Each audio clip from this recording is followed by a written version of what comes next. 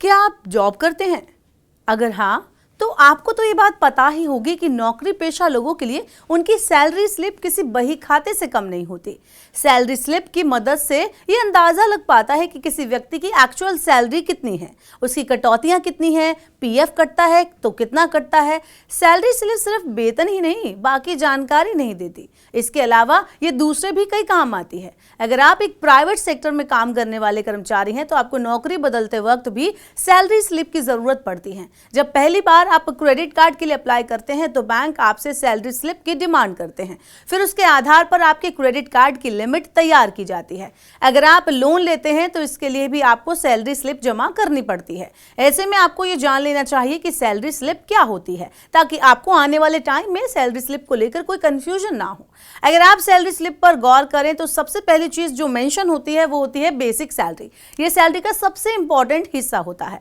आमतौर पर ये कुल सैलरी के 35 to 50% तक होता है।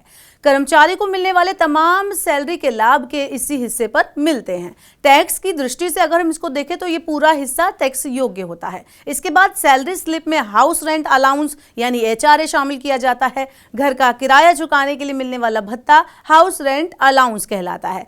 HRA बेसिक सैलरी का 40 to 45% होता है, जो आपके स्थानीय निवास पर निर्भर करता है। जो तीसरी चीज है वो है सैलरी स्लिप के अंदर जो मेंशन होती है यात्रा भत्ता यानी कन्वेंस अलाउंस। घर से ऑफिस और ऑफिस से घर तक जाने के लिए कंपनी की तरफ से दिया जाने वाला भत्ता ये अलाउंस कहलाता है। इसमें अधिकतम 1600 रुपए या इससे कम की राशि है, जो कि आपकी सैलरी स्लिप के मुताबिक देय होती है। बता दें कि टैक्स के दायरे में नहीं आता। ये लीव ट्रैवल अलाउंस यानी कि LTA भी आपकी सैलरी स्लिप का ही एक हिस्सा होता है। छुट्टियों के दौरान नियोक्ता अपने कर्मचारी को यह भत्ता भी देता है, जिसमें आपके परिवार का ट्रैवल खर्च भी शामिल होता है।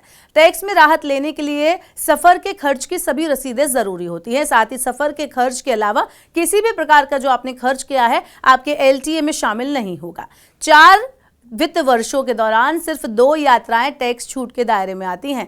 सैलरी स्लिप में मेडिकल अलाउंस भी शामिल होता है। एम्प्लॉयर अपने कर्मचारी को सेवा के दौरान किए गए मेडिकल खर्चे का भुगतान भी भत्ते के रूप में करता है। यह भुगतान आपको बिल के बदले मिलता है। इसके लिए आपको मेडिकल खर्च की रसीद यानी रिसिप्ट देनी होती है।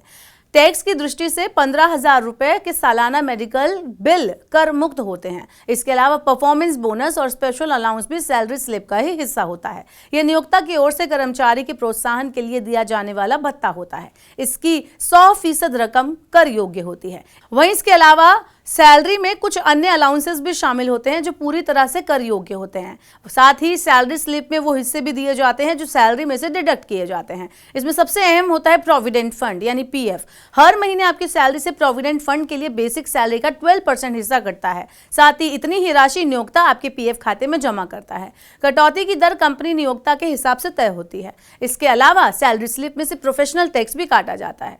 बता दें कि ये टैक्स केवल कर्नाटक, पश्चिम बंगाल, आंध्र प्रदेश, तेलंगाना, महाराष्ट्र, तमिलनाडु, गुजरात, असम, छत्तीसगढ़, केरल, मेघालय, ओडिशा, त्रिपुरा, झारखंड, बिहार और मध्य प्रदेश में ही मान्य है।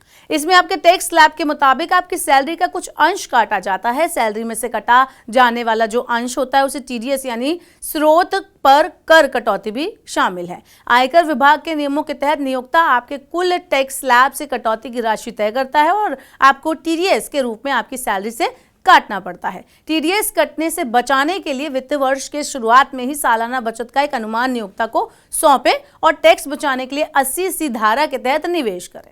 ऐसी और वीडियोज के लिए बने रहिए मनी 9 के साथ और सब्सक्राइब करें हमारा YouTube चैनल।